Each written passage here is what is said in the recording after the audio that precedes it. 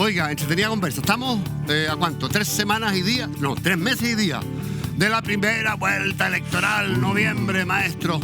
El próximo lunes se dilucidan todos los misterios, ¿no es cierto? ¿Quién va, quién no va? En fin.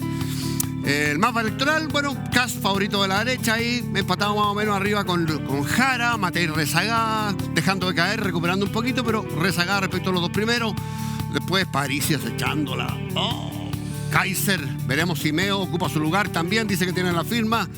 ¿Qué pasará con el profe Artés, con Maine Nichols? En fin, el mapa completo, lo que se viene, lo que está pasando, lo analizamos hoy en Todo va a estar bien con... licenciado en Historia es Rodrigo, ¿no? Sí, claro. Historiador, antropólogo, es escritor, es panelista radial y es director ejecutivo de Momento Ciudadano. Rodrigo Mayorga, véngase, lo recibimos con aplauso aquí, muchachos. ¿Cómo estáis? Bienvenido, muchas gracias por acompañarnos, profe. Muchas gracias. Siéntese nomás. ¿Cómo está usted? Gracias. Todo bien, todo bien. Me encanta, me gusta el nombre de tu programa, Todo va a estar bien. Todo está bien. Porque a veces es difícil creer que todo va a estar bien. Un poquito optimista nuestro título de programa. Oiga, ¿cómo está viviendo estos momentos con efervescencia? Me imagino usted que se dedica a este tema de mirar con atención la política también, ¿no? Sí, no, o sea, es que está todo muy movido. Tú lo mencionabas ahora al principio, y cuando describía este panorama, yo me acordaba cómo ha cambiado el panorama tantas veces a lo largo del último año, los últimos meses. Uno se acuerda también de las elecciones del 2021 y cómo también los panoramas fueron cambiando en muchos momentos. Entonces, uno lo vive con cierto frenesí de alguna manera. Cada fin de semana las encuestas con todos sus cuestionamientos, sus discusiones, lo que sea, siempre nos van dando nuevos panoramas, después cómo la gente toma las encuestas, cómo los partidos las toman. Entonces, se mueve definitivamente, como diría Arquímedes. Oiga, vamos revisando la actualidad política entonces con Rodrigo Mayorga. Primera propuesta de análisis, Rodrigo, es la siguiente frase. Tiene razón Kast al decir que el Congreso no es tan importante. Mira, siempre está el riesgo de meter la pata en los debates, ¿eh? Yo tengo la impresión que esta es una metida de pata más allá de que eventualmente sea cierto, ¿no? Exactamente. Yo creo que es posiblemente la primera, quizás la segunda, hubo una también en un debate una vez en el sur, hace un tiempo atrás, pero que pasó como más desapercibida. Yo me atrevería a decir que esta ha sido una metedura de pata importante, porque en el fondo... Con esta declaración, y más allá de la explicación después, más allá, como digo, de todo el análisis mismo, de alguna forma José Antonio Kast alimenta un fantasma. Exactamente. José Antonio Kast, hay que recordar que en la elección anterior, el 2021, en la primera vuelta, una de sus propuestas de campaña justamente tenía que ver con un estado de sitio que podía declarar el presidente de la República sin la aprobación del Congreso. Y lo que se dijo en ese momento es, bueno, esto va contra los pesos y los contrapesos que buscan establecer un sistema democrático. Ahora, es un autogol, es un error, una metida de pata, pero la pregunta de fondo tiene que ver con que si tiene razón o no, y te lo digo mirando la historia de Chile. Chile siempre tenía una autoridad presidencial fuerte, que es el tema de fondo, ¿no? En el siglo XIX, parte del siglo XX, interregnos de parlamentarismo, pero ha sido así desde Portales en adelante. Totalmente. La única vez que no ha sido así, uno diría que fue entre 1891 en la Guerra Civil y la nueva Constitución en 1925, y fue así producto de que se logró interpretar la Constitución, o se logró hacer uso más bien de un elemento de la Constitución para darle el poder al Parlamento. Ahora, ¿qué quiso decir Kast? Lo que pasa es que aquí hay una cosa que es bien importante que tiene que ver con justamente la idea de los pesos y los contrapesos. En un sistema presidencial, tú en un Estado de Derecho tienes 3 poderes del Estado. Poder ejecutivo, la presidencia, poder legislativo, el Congreso, poder judicial, entonces la Corte Suprema y los tribunales. Y en el fondo definimos si un gobierno es presidencialista o parlamentario según quien tenga la batuta, quien tiene mayor poder. Y en Chile siempre ha sido presidencialista, salvo esta excepción. Ahora, de todas maneras, para que esto siga siendo un Estado de Derecho, existen ciertos pesos y contrapesos. Y los pesos y contrapesos implican que justamente un presidente no por ganar puede hacer lo que quiera, o un Congreso por tener mayoría puede hacer lo que quiera, y eso genera que el presidente y el Congreso tengan que dialogar, tengan que trabajar conjuntamente, algo que trabajamos nosotros en Movimiento Ciudadano. ¿Cómo lo explicamos? Esto le da trigo, como decía, a los opositores, por supuesto, Kast, de la centroizquierda, de la izquierda, pero también a los propios. Veamos lo que dice Manuel José Osandón, presidente del Senado. Ahí está. Osandón dice, responde a Kast tras minimizar el rol del Congreso. Parece que no sabe o no está preparado para gobernar esto. es evidentemente daño para Kast, ventaja para Matei. Totalmente. Ahora, de nuevo, es Ahora, alimentar el fantasma. Matei había hablado de este tema antes también, pasó más piola, que iba a gobernar también haciendo muchas cosas, no sé si vía decreto, pero con expedición presidencial. Exacto. ¿Ah? Es que aquí volvemos a lo que hablábamos de qué es lo que puede hacer realmente. Efectivamente, el Ejecutivo puede hacer muchas cosas, puede establecer reglamentos, puede establecer ciertos decretos, pero eso tiene ciertos límites. Y aquí el peligro, el susto, el miedo, que es lo que hemos visto en otros países, es justamente a un Ejecutivo que se extralimite en esos límites como tal. Y aquí ahí es donde es una metedura de pata y un error, porque finalmente, independiente de lo que Kast haya querido decir, el mensaje que o entrega o otros van a traducir de eso es justamente que ese peso y ese contrapeso se puede desequilibrar. Rodrigo, vamos a próxima lámina, a ver qué dice.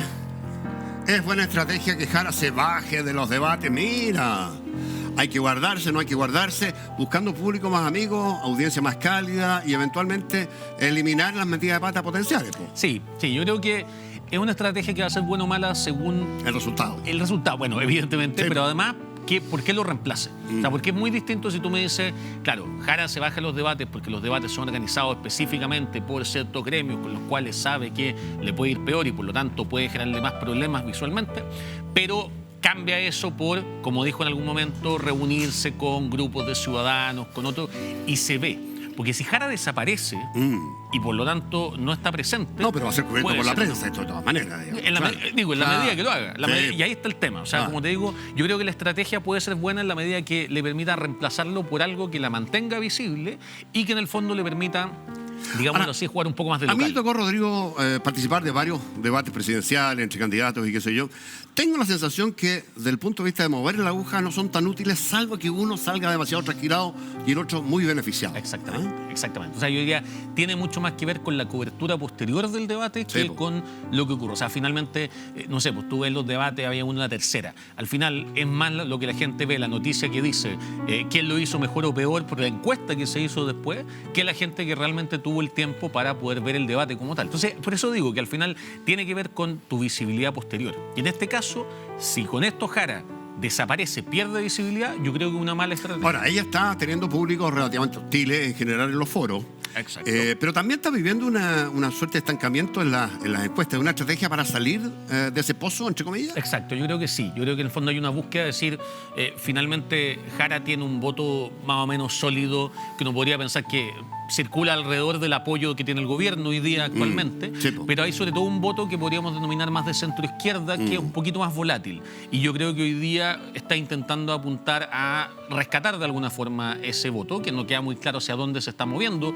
Puede que no esté votando, siquiera que se esté moviendo al nulo o al blanco. Y esta estrategia yo diría que va en esa línea. Y también, si es que se reemplaza, como te digo, con otro tipo de espacio, probablemente apuntar al público tradicionalmente no votante, que es probablemente quien defina la elección en esta oportunidad. Después, a ver si tenemos un minuto para hablar de los francos hacia la izquierda que se le abren, ¿eh? Exactamente. Es interesante, Luis Eduardo Escobar ayudó poco en eso. Vamos con próximo titular, lo tenemos ahí. ¿Dónde está? Matías Toledo, alcalde, ¿no? Y sacó altísima votación. Se suma al comando de Janet Jara. Juntos vamos a organizar cosas buenas para Chile. Liderazgo como los alcaldes, este alcalde en particular, pero los alcaldes son definitivos, tienen como administración zonal, ¿no? Los territorios, ¿sí? Claro, o sea, en el fondo depende de alcalde de dónde también, porque tú aquí sumas números de alguna forma. Sí. Pero claramente los alcaldes son fundamentales y un liderazgo como el de Matías Toledo es particularmente fundamental porque Matías Toledo no solamente, es más allá de la postura política, Matías Toledo refleja a justamente esta noción de el alcalde o el político que viene del mundo independiente, que viene del mundo no conectado con los partidos, en el fondo tiene un activo de confianza muy importante. Ahora, él es simbólico en particular porque desplaza a la derecha del municipio más populoso de Chile, que es Puente Alto. Exactamente, y desplaza a la derecha, pero también desplaza a las opciones, digamos así, partidistas de la izquierda. O sea, por eso digo que Matías tiene esa lógica, que es una persona que viene desde el mundo de la izquierda a decir, bueno, yo vengo pero no conectado con los partidos, y la gente desconfía de los partidos, y por lo tanto le entrega a él la confianza. Y lo que hace interesante ver acá es si Matías Toledo logra transferir eso a Janet Jara o a la inversa, él pierde confianza por asociarse con los partidos de manera directa. Esa es como la... ¿Cuál es el clivaje, dirías tú, que va a resolver esta elección, Rodrigo? ¿Es continuidad y cambio, continuidad de este gobierno versus oposición? ¿El clivaje élite-pueblo? ¿El clivaje seguridad pública, crecimiento económico versus otra cuestión que representa Jara?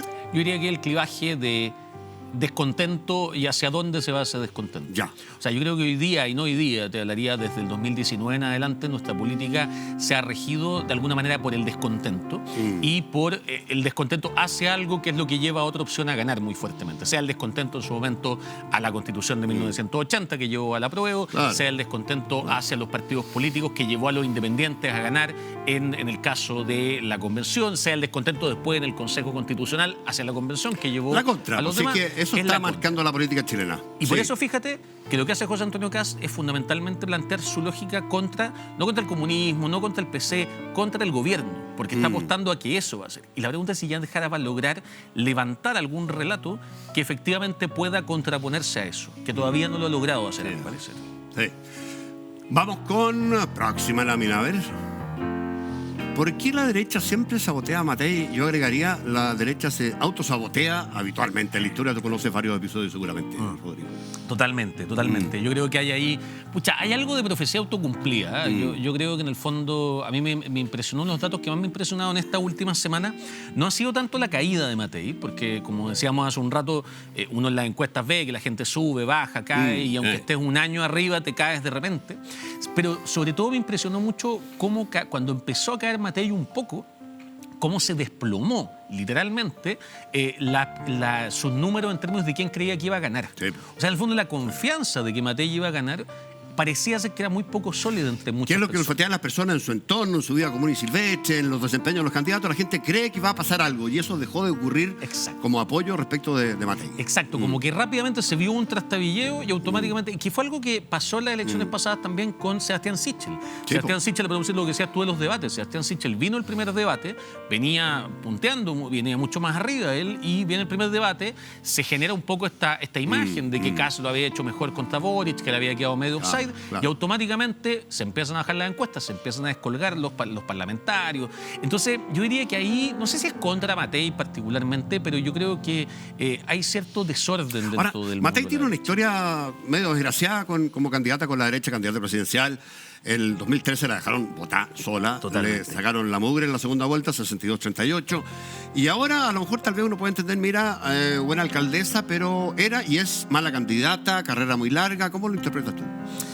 Mira, durante mucho tiempo se dijo como que la carrera larga era un problema potencialmente, pero no creo que el problema de Matei haya sido carrera larga. O sea, porque en el fondo el problema que uno dice con las carreras largas es que tú estás mucho tiempo expuesto. Claro. Y por lo tanto eso te genera. Pero hemos visto que el problema con Matei ha venido ahora. O sea, no es que Matei haya ido desde hace un año yendo hacia abajo porque está muy expuesta, no es que le estén cobrando cosas de hace un año. Todo ha ocurrido ahora en el momento en que... Hace 4 meses estaba primera. Exacto, por eso digo. Entonces, no creo que haya sido la carrera larga propiamente tal. Pero sí está ese hecho, primero, de estos errores en este contexto, y segundo, como tú dices también, yo creo que hay muchas tensiones, como en toda alianza y como en toda coalición. Yo aquí creo que la derecha existe la misma también en la izquierda, centro izquierda, las deudas impagas, los problemas que han tenido, las primarias anteriores, lo que llevó en su momento a Matei a, ser candidata, pero luego hace 2 elecciones con el caso de Lavín, cuando la bajaron como precandidata, digamos, de la UDI. Quedan, yo creo que varias deudas pendientes. Claro. La bajaron ahí en ese momento. Sí, claro. Oye, tenemos otro titular. Este es de Matei, entiendo. A ver. ¿Qué dice eso? Quiero que en 50 años más me recuerden como la señora que creó muchos empleos, el legado que aspira a tener Evelyn Matei. Este es un tema insumo de campaña, porque Jara y Matei en esto se han enfrentado directamente como ambas exministras del Trabajo. Totalmente. Y yo debo decir que me sorprende que no lo hayan usado más. Sí, me sorprende, o sea, digo, pensando lo que te decía en algún momento de que aquí tú puedes contraponer un relato a otro relato. Kast tiene de alguna manera muy claramente este relato de la oposición, asociado con la seguridad, asociado con el descontento como tal.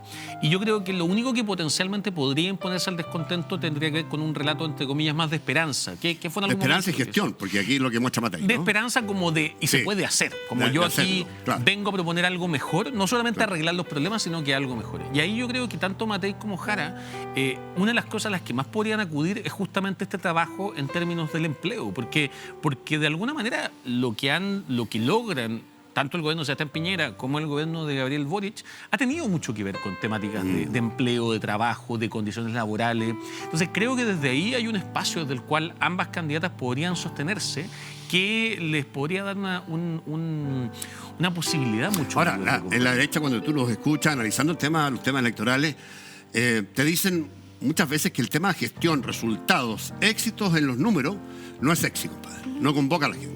Hay épicas que mostrar. Es que eso es. Por eso digo que, Pande, la gestión no puede ir sin esperanza. No puede ser solamente yo soy un buen gestionador si tú no además no logras convencer a las personas de que lo que tú puedes traer es algo mejor, es algo que emociona y algo que te convoca y algo que te inspira.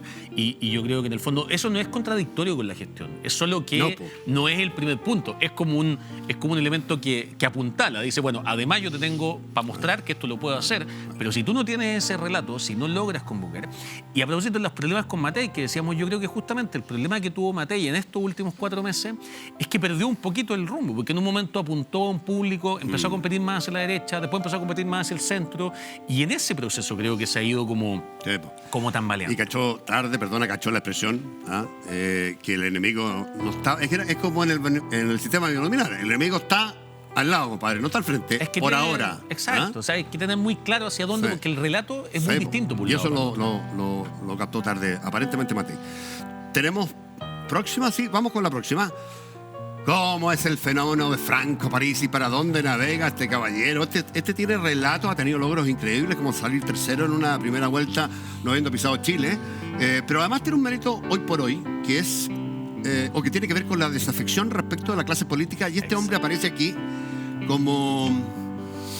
no sé, como... Tengo que ser una expresión un poquito soez.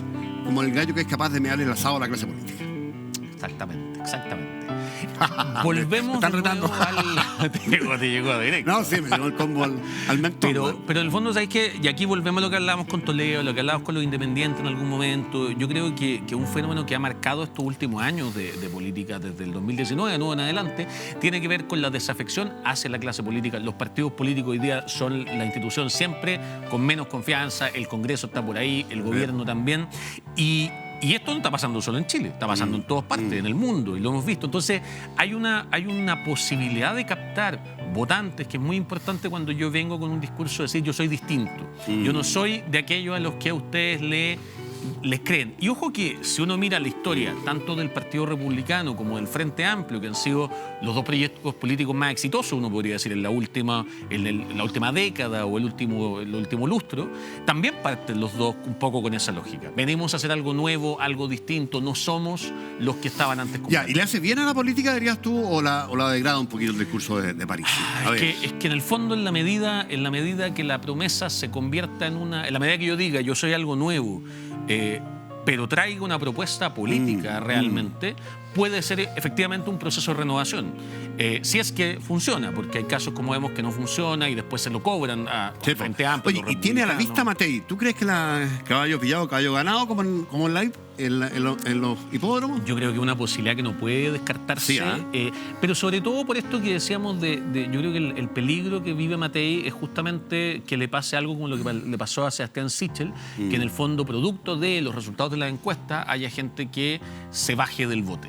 Y creo que el trabajo que han hecho las últimas semanas, no solo Matei, sino que Chile Vamos, ha sido justamente un trabajo bien fino y bien hecho de contener esa posibilidad.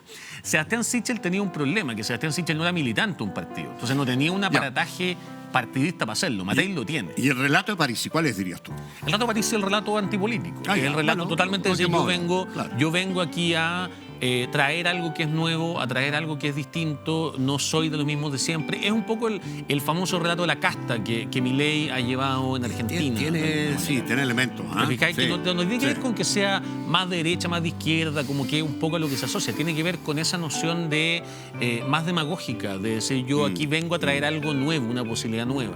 Se asocia con la gestión porque, en este caso, un economista, se asocia con varios de los otros temas, pero sobre todo esa idea de decir aquí el enemigo no es la derecha o la izquierda, es la clase política. Sale mucho encima de la mesa en la discusión, Rodrigo, el tema de las pymes electorales. Las pymes electorales que son, mira, oportunismo político, figuración y lucas. Y esto se lo endosan a Parisi, se lo endosan a Meo y a otros. Mira, yo aquí, nosotros en Movimiento Ciudadano nos preocupamos mucho como de educar en temáticas electorales, políticas, Es interesante ciudadanas. lo que vas a decir. Es algo que nos importa mucho y eso es clave para esto, porque la gente tiene que saber que no existen propiamente tal las pymes electorales. Exacto. ¿Por qué? Porque en el fondo sí, hay un reembolso a votos, de los votos que tú recibes, pero ese reembolso es contrapago de tus gastos. Exacto. Entonces, en el fondo, no puedes superar... No hay excedentes. No hay excedente. Entonces, cuando uno dice, mira, esta persona se está postulando para ganar plata, lo que está diciendo es que para que una persona pudiera hacer eso, tendría que cometer un delito. Ese delito tendría que ser pasarle al Estado, en el fondo, boletas falsas para decir, mira, yo me gasté 10 millones fraude. y eso ya es fraude. Claro. Entonces, a eso quiere decir que cuando uno no se puede acusar ni a Parisi, ni a Meo, ni a ningún otro de pyme en este sentido, a menos de que uno esté dispuesto a decir, yo estoy acusando un fraude como tal, que hasta el momento no hemos visto evidencia particular, y la evidencia que hay ha estado en su momento en caso y juicio. Han habido situaciones que hemos visto así. Distinto es la pregunta de entonces por qué esta gente se sigue postulando o sigue participando, y yo creo que ahí más bien tiene que ver con temáticas de proyectos a veces muy personalistas, nociones, como digo, gente que además tiene la capacidad monetaria para hacerlo, porque efectivamente no es barato. Después te ser paseas por el candidato. mundo dando charlas como candidato presidencial. Exactamente. Hay lucas de por medio también, pero por esa vía. Exacto. Oye, tenemos otro titular. A ver. ¿Volveremos a tener un presidente menor de 40 o quedamos listos ya con lo visto? ¿Qué dices tú? Bueno, Boric va a tener 40 y tantos cuando usted eventualmente repostule. Claro, exactamente, cuando salga. Y también yo diría que, claro, es que además es difícil, porque tener un presidente menor de 40, dado que pueden postar desde los 35, es es una ventana además muy pequeña. Pero yo diría que la pregunta de esto más bien tiene que ver con decir, ¿sigue siendo un activo ser joven hoy día en política? Y yo creo que en este momento claramente no. Claramente no, pero porque se ha asociado mucho con un poco este relato que comentábamos hace un rato, de un Frente Amplio que fue muy crítico, muy cuestionador de las formas de hacer política, que llegó con este relato de nosotros venimos a cambiar la política, y que finalmente, como el mismo presidente Boric ha dicho muchas veces, en el poder se dieron cuenta de que en verdad no es que los otros no hacían las cosas o las hacían de una forma porque eran terribles, malvados. En algunos casos había problemas, pero sobre todo era porque la maquinaria es muy fuerte y a veces no se puede cambiar todo tan rápido ni tan radicalmente, al menos dentro de un sistema que tiene peso y contrapesos, como hablamos hace un rato. Claro. Entonces, en el fondo, hoy día al Frente Amplio se le cobra mucho eso, y además se le asocia mucho con un tema de juventud. Yo creo que hoy día la juventud no es un activo político, lamentablemente. Dejó de serlo, dejó de serlo, porque en un momento lo fue. Sí, claro. Y lo fue justamente en esta misma lógica, de decir, es lo nuevo, es lo distinto, es lo que cambia. No diría que es probable que vayamos a tener un presidente sub 40 pronto, y si lo llegamos a tener, va a ser no porque sea sub 40, sino que a pesar de que sea sub 40. Correcto. Próxima lámina, a ver. ¿Qué hacemos con Gonzalo Vinter? Bueno, esto es parte del mismo fenómeno, ¿no? Seco. Sí, yo creo que en el caso más de Gonzalo Vinter... Lo dañó a la primaria. Lo dañó, efectivamente. Yo creo que también Gonzalo Vinter de alguna manera asumió un poco porque en algún momento parecía que el Frente Amplio no tenía una candidatura, y en verdad no era presentable que el partido del presidente de la República no tuviera un candidato ni siquiera primaria. Nadie quiso. Mucho me quiso. No, claro, el mismo Vinter se dijo en un momento que no, que estaba dedicado a la familia, y yo creo que de alguna forma un poco asumió, entre comillas, como que le tocaba.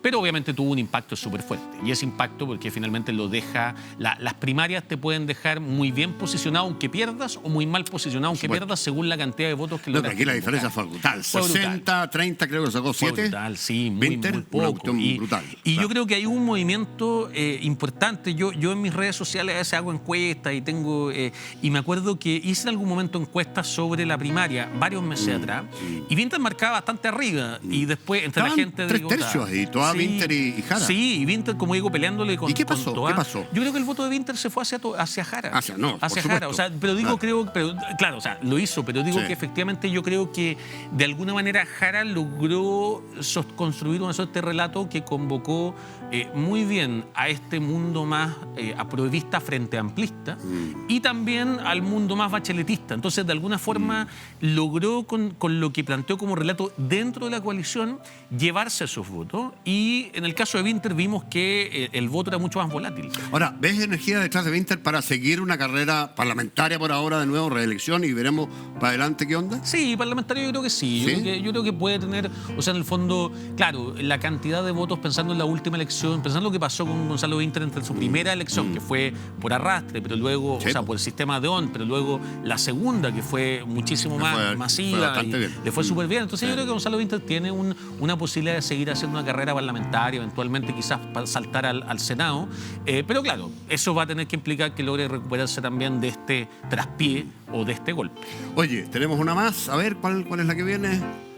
José Miguel Insulza va por la reelección como senador, dejando Arica y ahora yendo por Valparaíso. ¿Importa o no el turismo político y la edad? En el caso de Insulza, 82 años, si es elegido senador por Valparaíso, va a terminar su periodo a los 90. Sí, yo creo que el tema de la edad, bueno, hoy día en Chile hay una suerte de revaloración de la edad, lo que estábamos hablando hace un rato. Hubo un momento en que habría sido esto muy visto como no de ninguna forma, y me parece que está bien eso. Creo que es bueno, y yo en general creo que en la edad no es que haya algo mejor o peor, y ahí, a diferencia de otras cosas, hay historias distintas, biografías distintas, experiencias distintas. Hay que aprovechar la experiencia como hay que aprovechar también la renovación. No sé si te da la impresión a ti, me da la impresión que es un hombre transversal, que es una figura nacional que gira cuenta del Panzer que fue, ¿no es verdad? Exacto. Con esa trayectoria, el ministro probablemente más largo de la historia de Chile. Y claro, ¿es turismo electoral Arica, Valparaíso? ¿Y importa eso o no? Ya, es que el turismo es más complejo, porque efectivamente Insulza es transversal, refleja la concertación, que ha sido una coalición que en los últimos años se ha revalorizado también de nuevo desde distintos sectores, tanto de la izquierda como de la derecha. Entonces eso le da. Pero yo creo que el turismo electoral tiene una complicación importante, que es como genera cierto... No sé si con el caso de Insulza, por lo mismo que tú acabas de decir, que Insulza tiene esta suerte como de figura medio nacional. Pero en general el turismo electoral genera esta pregunta de, bueno, entonces, ¿cuál es el criterio o a quién están representando? O sea, si finalmente... Porque el criterio se supone que tiene que ver con la residencia, pero la residencia sabemos que puede ser que yo viva en un lado, tenga casa en otro, y cambio mi residencia a la casa que tengo, no voy nunca, y finalmente me mueven hacia allá porque tengo mayor posibilidad o lo que sea. Y eso sí yo creo que, de nuevo, afecta a la confianza, porque la gente dice, bueno, entonces, en realidad, para eso votemos un Congreso Nacional, ¿para qué estamos votando específicamente? Exacto. Oye, tenemos una más o dos más. A ver, la que viene, muchachos. Estamos por ahí en el trayecto. Los extranjeros deberían... esta es polémica, el rojo. Todavía no hay multa, muchachos. ¿Deberían tener derecho a voto o no? No solo los extranjeros, no hay multa ni para los chilenos en este minuto. Exactamente. Yo aquí vamos a meternos en la polémica, pero yo creo que no podemos tomar estas decisiones con calculadora electoral. O sea, me parece, y algo que creo que a mí me parece... Lo voy a decir con esta palabra. Me parece vergonzoso cuando uno se fija, o sea, tú tienes 4 años o 6 años, coaliciones políticas, partidos políticos con posiciones muy firmes en ciertas temáticas, como puede ser, por ejemplo, temas de inclusión de migrantes, y de repente se acercan las elecciones o hay alguna elección que te muestra un cambio en la tendencia y ¡pum!, hay un cambio automático. Pasó con el voto obligatorio en algún momento. El voto obligatorio fue durante mucho tiempo muy defendido por los sectores progresistas y muy cuestionado por los sectores de derecha. Sí, claro. Pero fundamentalmente... Hasta que le convino. Por eso, fundamentalmente porque se basaba... Ahora, la izquierda también en la lógica vio en algún minuto, ¿sabes qué? Esa fue una cuestión un poquito más de nivel político. Dijeron, mira, ¿sabes qué? El voto voluntario le hace daño, entre comillas, a la representatividad, a la democracia, en fin. A la derecha sacó cuenta porque le empezó a convenir. Exacto. Y en el fondo, y la izquierda también como que se encontró de vuelta en un poco, bueno, ahora fue cuando cambió el quórum de la Constitución. Como que finalmente también tuvimos de repente a la gente que no había querido cambiarla nunca, cambiar el quórum, y a la gente que no, porque había el voto obligatorio, Rodrigo, es interesante porque, claro, si uno dijera voto voluntario, no, ya es malo, no me conviene que sea. Voto obligatorio debiera favorecer a la izquierda, ¿no es verdad? Porque dicen representar a los sectores más vulnerables, que obviamente en Chile son mayoría. Eso se les cayó a la izquierda. Es que ahí está el cambio de clivaje. Ahí lo que mencionaste hace un rato, porque justamente ese análisis es un análisis que la izquierda y la derecha hicieron a partir de el clivaje fundamental del siglo XX, que es el clivaje de propiedad, en el fondo el clivaje de clase social, y por lo tanto, claro, sabemos que los sectores populares van menos a votar en el caso que sea voluntario, y si lo obligamos van a tener más votos de eso, y por ende apoya. Pero hoy día el clivaje se está moviendo mucho más en una lógica autoritarismo, democracia, en algún caso. Acá se le da muy bien en los sectores populares. Exactamente. Y lo representa un poco caso lo que fue la UDI popular en su minuto también. Sí, pero lo que te digo es que la UDI popular de alguna forma... No te lo digo completamente. Sí. No, pero me refiero a que la UDI popular tenía un poco, o yo creo que la estrategia ahí tenía ese discurso de tratar de cambiar y decir vamos a apelar a las clases populares, pero con este discurso como de apoyo a la clase popular. Y yo diría que hoy día no es que le vaya bien a Kast o a Kaiser en las clases populares porque ellos están diciendo vamos a ir a apoyarlo a usted directamente con subsidios, con lo que sea, es porque en el fondo de alguna manera ese grupo dentro de ese sector popular está mirando estas propuestas que son más en algunos casos que rayan con lo autoritario, en algunos casos como vemos que plantean la solución fácil y directa y sencilla y pasando a veces por los derechos de algunas personas como una posibilidad. Y como digo, yo creo que hay un clivaje ahí nuevo que tiene que ver con lo democrático y lo autoritario, entendido como dos grandes polos, que me atrevería a decir, los historiadores no debemos hacer esto de plantear, no somos futurólogos, pero si uno mira la historia de Chile, no sería raro que 50 años más, 100 años más, mis colegas del futuro estén mirando para atrás y digan, bueno, aquí, así como se reconfiguró el clivaje del siglo XIX, que eran quienes están contra la Iglesia y con la Iglesia, claro, y que luego en el siglo XX terminaron algunos de los que estaban en contra juntos, porque el clivaje se movió allá, yo creo que es posible que nos encontremos en una nueva reconfiguración de partido. Ahora, eso va a tomar décadas, no es algo que vayamos a ver ahora. Oye, nos queda una... ¿Sí? ¿Última? A ver... Si el lóbulo, qué buena esta. Si el lóbulo frontal de los jóvenes se termina de desarrollar pasados los 20, los 25, en realidad, 21, 22, 23, 25 años, ¿está bien que voten a los 18 años? El lóbulo frontal es el que determina cuando madura. Toma de decisiones, control de impulso, resolución de problemas, templanza en el juicio, en fin, una serie de cuestiones. Exactamente. Es que aquí, y conecto con lo que de los extranjeros, que no lo alcancé a cerrar, que mira decir, no tenemos que cambiar lo que hemos definido en periodo electoral, porque en el fondo la calculadora juega demasiado. Y en este caso lo que hemos definido, que sostuvieron todas las propuestas constitucionales y nunca habíamos discutido mayormente en estas últimas décadas, era que 5 años ya es un tiempo que permite que la persona esté integrada a la sociedad. Podemos discutir. Y con el caso de los jóvenes también pasa algo similar. ¿Deberían votar antes de que se desarrolle el lóbulo frontal? Bueno, no podemos saber cuándo se desarrolla en cada uno de ellos. Yo siempre digo, todos conocemos personas de harto más de 20 años que uno dice el lóbulo frontal no se le desarrolló ni por casualidad.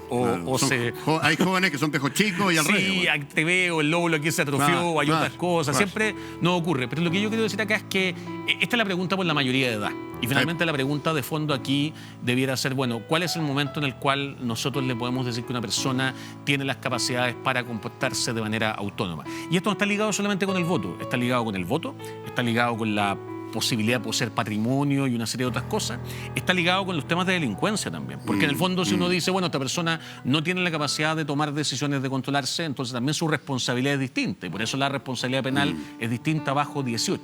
Entonces aquí yo diría que es importante hacernos esta pregunta. Es una pregunta que las sociedades tan democráticas se hacen, más, menos, y en la historia eso ha ido cambiando. Pero creo que hay que hacerla en el conjunto. O sea, en que nosotros siempre va a ser una definición arbitraria la mayoría de edad, en cualquier sociedad, ¿ya? Y la pregunta entonces es decir, bueno, ¿cuáles son las ventajas y las desventajas? Pero considerando todos los elementos. Entonces, si decimos, pucha, ¿sabes qué habría que hacer que voten después de los 21? Entonces también habría que pensar que penalmente son menos responsables hasta esa edad. Y eso también tiene ciertas implicancias que están siendo discutidas. Rodrigo Mayorga, director de Momento Ciudadano. Director ejecutivo, me dicen. Por supuesto. Oye, ¿qué? Momento Ciudadano, 2 pinceladas, ¿qué están haciendo? 2 pinceladas. Somos una organización de la sociedad civil que nos dedicamos a promover lo que llamamos la educación cívica, ciudadana y democrática, una educación que entrega conocimientos sobre el sistema político, económico, social, que entrega habilidades y actitudes para poder participar activamente en este sistema y que promueve las herramientas de diálogo y deliberación para enfrentar el conflicto propio de que vivimos con otros. Nacimos maravilloso, Rodrigo, porque es un área de formación que se ha abandonado en Chile, diría yo. Así que agradecido. Ya, ¿quién va a ser el próximo presidente de Chile, maestro? ¡Oh, presidenta! Vamos a hacerlo aquí. Rodrigo, muchas gracias. Gracias a ti por la invitación. Encantado de recibirte. Vamos a corte y recibimos a la vuelta una mega estrella. El cine, la televisión, la serie, el teatro, en fin, no se vaya.